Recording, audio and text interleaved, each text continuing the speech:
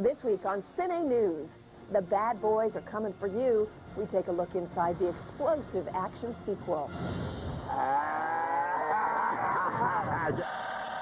Producer Gail Ann Hurd recently made some big green at the box office. But will her next comic book project punish the competition?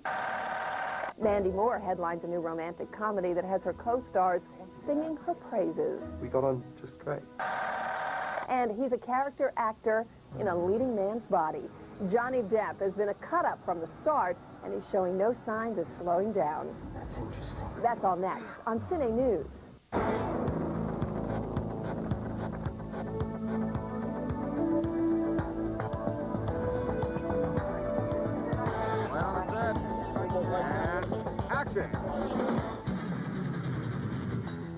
Welcome to Cine News, the show for people who love movies, from the biggest blockbusters to the most personal independence and everything in between. We begin this week's show with a 1-2 punch as Martin Lawrence and Will Smith are back to prove they are bad boys for life.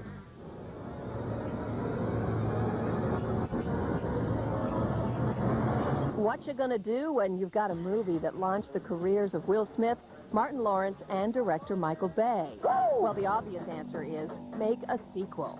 The only problem, how do you get the talent to come back for round 2? Bad Boys was really the launching point for Michael Bay and Martin and myself. We really all kicked our careers off.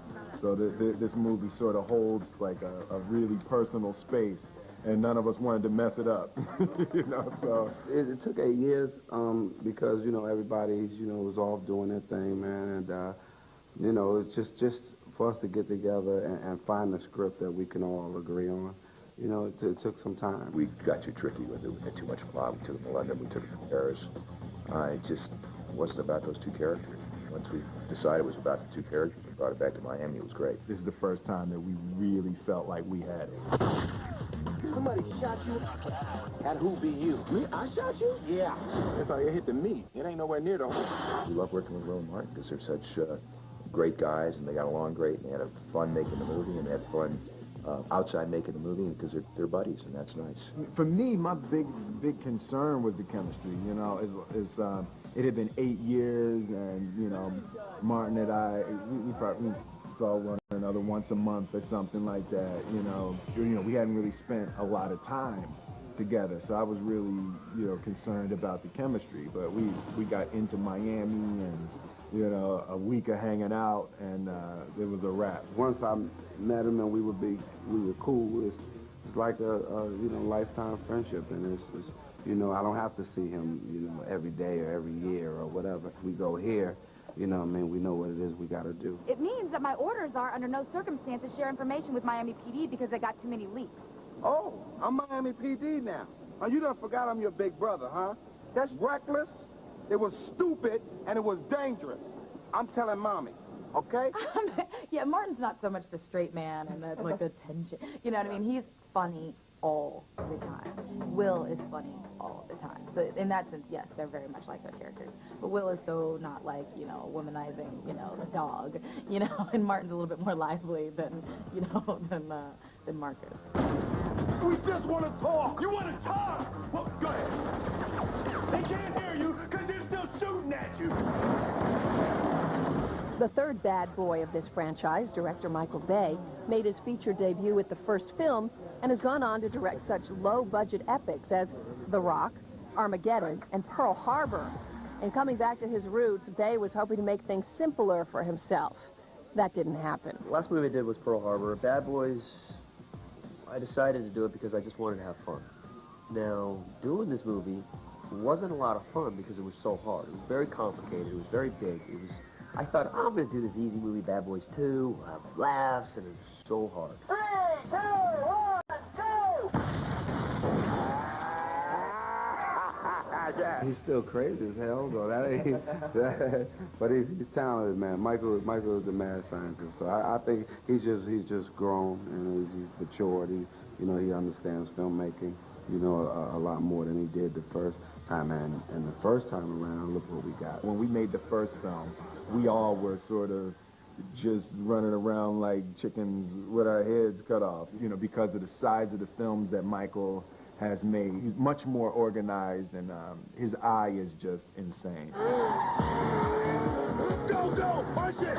You know, I write all my own action. I try to write stuff that that challenges me. You know, it's something that we came up with early in the movie writing process, and I created animatics. It's like a computer cartoon. These cars coming off of a car carrier, flipping towards us. And, you know, the object was to make it as violent as possible and invent camera systems where cameras should not be, and if the camera operator were there, he'd be killed.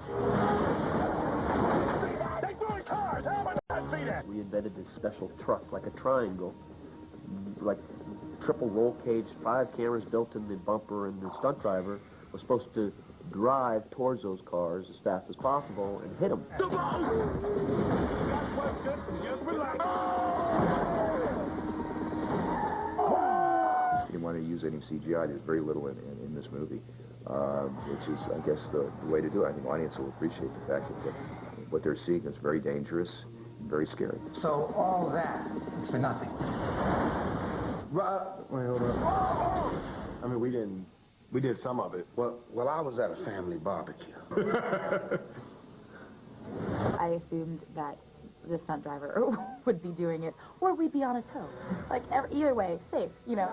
And I got there that day, and Michael's like, it's an action movie, Gabrielle. It's what you signed up for. Get behind the wheel. And I was like, I don't have my glasses. Oh my God. Like, and I can't see really well, and I'm the worst driver. So I'm like, oh God, do I tell them now that I can't drive, or do I just try to wing it? And I just tried to wing it, and I was terrified. And you don't see that I took out the whole backside of the Yukon as I'm going down the parking garage. Because I was like, I didn't want to smush the camera or the guy, you know, that's hanging out. So I'm like, let me just hang close to this side. I just took out the whole backside of it.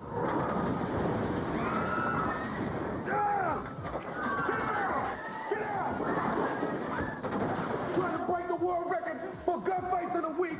This is not the time to criticize. This is not your fault. No. Mike, everything's your fault. This movie is a really rare combination of that. It's very few movies that are going to make you laugh as hard as this film makes you laugh, and at the same time make you go, woo, woo, yo, dog, yo, that was crazy, right? Police, stop, pull up, stop the car. Your badge, man, he got a gun, shoot him.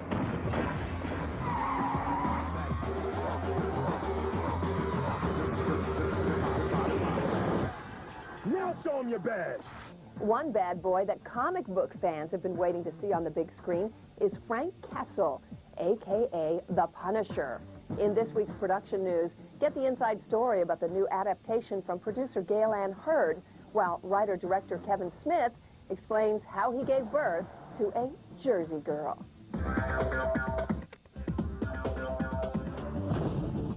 Stop the presses. We've got a huge news flash. A Hollywood studio is planning to release a movie based on a comic book next summer. Okay, maybe that's not a big surprise, but what is interesting is that this movie will be based on the comic book of The Punisher, which had an earlier film incarnation that bombed at the box office in 1989. For the new film, Hulk producer Gail Ann Hurd is hoping a return to the character's roots will equal box office glory. While obviously the Punisher doesn't have superhero powers, he is the baddest of the bad. You know, we've got Thomas Jane, a terrific actor, to portray him. John Travolta is playing one of the villains. People will be very happy to know that the Skull t-shirt is front and center. I hate how fake Hollywood is. It would be safe to say that Kevin Smith has made a reputation for doing films with a bit of toilet humor. What the? Watch the language, little boy. There's females present?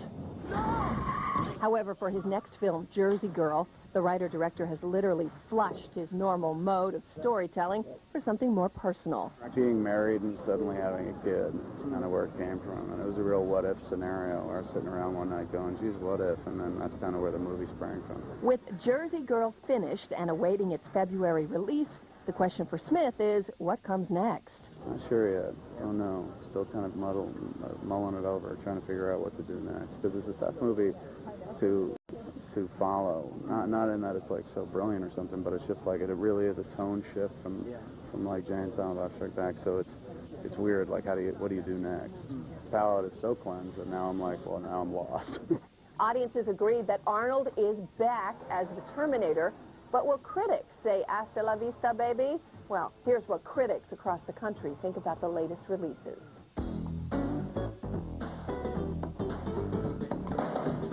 The life you know, all the stuff you take for granted, it's not gonna last. Arnold is back as the Terminator in T3 Rise of the Machines. Are you going to kill me? No. My mission is to protect you. Mark Caro of the Chicago Tribune exclaims, Terminator 3 is a taut, exciting science fiction thriller that pumps up our adrenaline without forgetting to engage our heads. Thanks.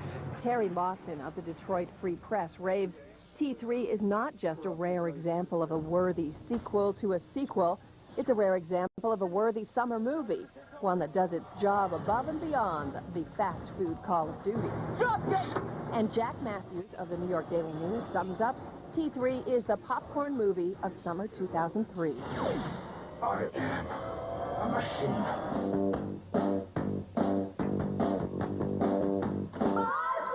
What's happening, Angel? 3 super sexy secret agents fight crime and tan lines in Charlie's Angels Full Throttle.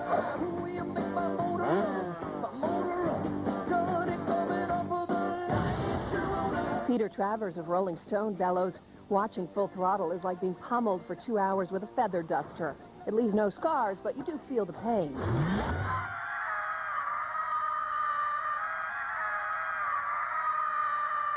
Philip Wunsch of the Dallas Morning News warns Charlie's Angels Full Throttle bears a queasy resemblance to the worst of Burt Reynolds. It's this summer's Cannonball Run. Oh my God! And Katrina Onstad of the National Post dubs Charlie's Angels 2 twice as confusing. You all fine, but you crazy. Terminator 3 rises to the challenge, earning 3 out of a possible 4 stars, while Charlie's Angels lose their wings, getting just 1.5 stars. Unlike many of her contemporaries, Mandy Moore has had no problem making the transition from pop singer to movie star. For her latest film, How to Deal, Moore tackles a story of young love with a grown-up point of view. Steve, my schedule is all wrong, which I think is a sign that nothing's going according to plan this year. Looks like a fine schedule to me, Hallie. I'm signed up for boys PE. Why don't you just give it a shot before you decide anything, okay? A spirited teenager sets out to disprove true love, only to find herself caught in its net in How to Deal, the new teen romance starring singer and actress Mandy Moore. It doesn't make any sense, you falling in love. We're just friends with benefits. I consider myself to be a very romantic person, and I believe in love at first sight and true love and soulmates and all of that stuff. And I feel like I have a great family and a close relationship with my family. So this poor girl is, you know, going through the trauma of her parents getting divorced. Someone toss, please. Now. And her best friend falling in love and abandoning her. You're gonna let yourself turn into mush over something like sex? Yeah. Her sister getting married to this goofy guy I'm just not fond of. See, look at them. They don't even like each other. And it feels like her whole world is kind of toppling down on top of her. And no one's in it with her. She feels so alone and kind of a bit of an outsider. And because of it, she's just developed this really tough exterior about life and about love and spouts these theories about both that she really has no experience to back up. You can't expect to do anything great in life if you buckle the first time some guy bats his eyes at you. I kind of like that. I love that she's so unfiltered at times, and she is who she is, without any inhibitions, I guess. When I ask you to go out with me this Friday night, you're going to think you're the one asking me because you're going to say, yes, Megan. You want to go out on a date with me? See, I told you you'd ask me. With 3 platinum-selling albums and 3 films under her belt, Moore has become one of Hollywood's fastest rising stars. But fame and fortune are something the 19-year-old has learned to take in stride. At 14, I was lucky enough to kind of get involved in the industry, and you come to realize very quickly that what you're doing isn't just regarded as a hobby anymore. It's your job, and you're not just doing it to make yourself happy, but there are other people kind of relying on you for what you do as their jobs, and there's so many other complex things that kind of go into it. So at the end of the day, it can be stressful. You have to put that aside and have fun and realize, you know what, I'm 19. I'm lucky to be in this position, and I'm going to take advantage of it, but not take it for granted. Why do people get married anyways? I mean, we know that they're lying to each other, but are they lying to themselves too? How can you promise that you're going to feel the same way forever?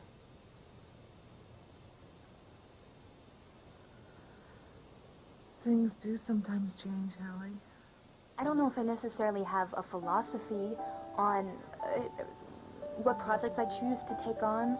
I guess I choose to do things that I feel passionate about. I want to do good work if I can, and be a part of things that I know I'll feel proud of at the end of the day, and portraying people that are completely different from any character I've portrayed in the past.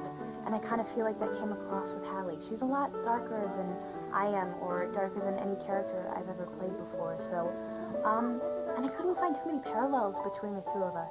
I felt sad when I first read the script, like, how could this girl who lives such a great life and really does have love surrounding her, she can't acknowledge it, she doesn't acknowledge it, why?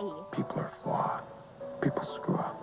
People love you, Hallie, really love you. You can't even see it. Guiding the young cast through the film's turbulent emotional landscape was British director Claire Kilner, who forged a strong rapport with her actor.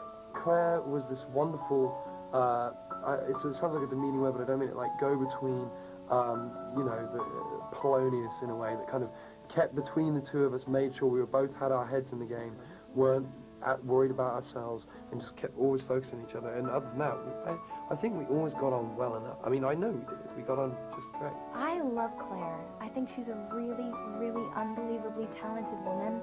I told her when we finished the film, I'm like, years from now, I'm going to be able to sit here and say, yes, I was in Claire Kilner's first film.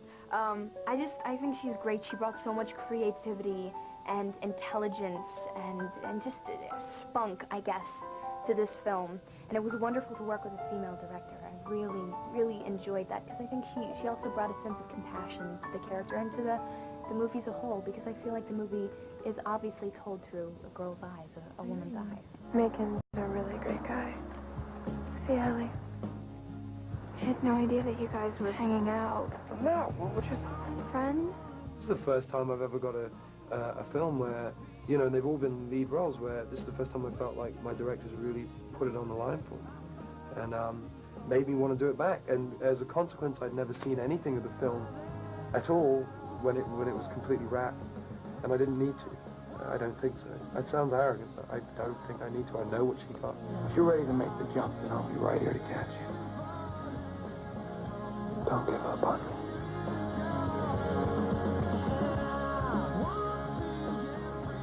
The young cast of How to Deal have a long road ahead of them if they hope to follow in the footsteps of former teen idol Johnny Depp. From young heartthrob to gifted character actor, Depp has been able to carve out a career that is truly unique.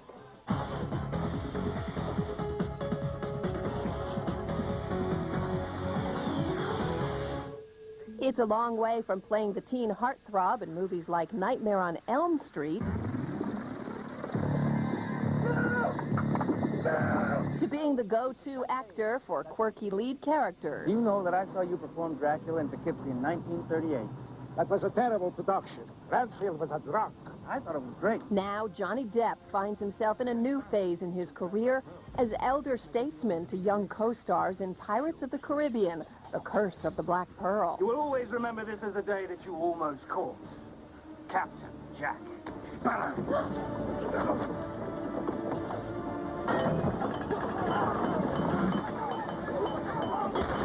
I think he's one of the only actors around at the moment who is willing to take huge risks, and it pays off in this film. It makes it so funny and completely individual, you know, and I'm a huge fan of his, and I have nothing but admiration for him. Do you think this wise, boy? Crossing blades with a pirate? Working so closely with the guy who I grew up sort of admiring from afar, and, you know, as a kind of had as a guideline in terms of my career as an actor, I would, you know, I'd love to have something like a career like his. So working opposite him and seeing how he kind of pulls those characters out of the bag and makes them work was really, really amazing. Worry about your own fortunes, gentlemen. The deepest circle of hell is reserved for betrayers and mutineers. In typical Depp fashion, he created the character of Jack Sparrow by blending a number of strange inspirations, including legendary Rolling Stones guitarist Keith Richards. Keith was the guy that came to mind in terms of just using him as inspiration. He's a man of mystery in many ways. He's also, at the same time, he's a guy, if you asked him any question of any moment in history, he has the answer. So he has this kind of, this wisdom, this grace, Yeah, Keith's, to me, the coolest and greatest rock and roll star of all time. Do you have the courage and fortitude to follow orders and stay true in the face of danger and almost certain death? It's this kind of crazy Keith Richards pirating rock star vibe, and I love it. Depp has had a bit of a pirating rock star vibe throughout his career. In spite of his bad boy reputation, it was clear early on that he was a talent to be reckoned with. It was his performance for John Waters in Cry Baby that first brought attention to Depp as a serious actor. But his subsequent team-up with another artist who shared his oddball sensibilities would change his life forever.